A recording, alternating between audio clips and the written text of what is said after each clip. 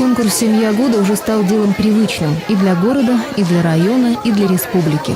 Проводится он не первый год, и, судя по количеству желающих принять в нем участие, не последний. Очередной отборочный тур проходил в Серебряном Бору, как обычно, в Доме культуры «Якутия». В очень даже не узком, но все-таки семейном кругу собрались преданные своим родственникам, друзьям и сослуживцам болельщики. И, конечно же, сами семьи. На этот раз их было 3.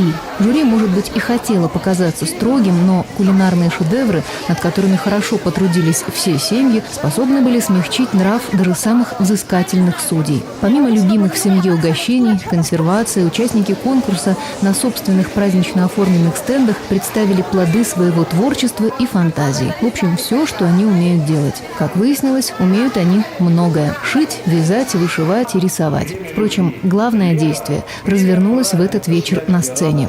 Одну из 7 участниц можно смело было назвать представителем Нерюнгринской ГРЭС по женской линии. В семье Чурбановых мама Валентина работает в административно-хозяйственном отделе станции. Папа Степан – сотрудник МУП «Водоканал». Сын, тоже, кстати говоря, Степан, 7-классник, учится в 14-й Серебряноборской школе. Дочь с необычным именем Милана пока еще во 2 классе. Впрочем, на сцене чувствует себя, пожалуй, увереннее, нежели остальные, более старшие члены семьи.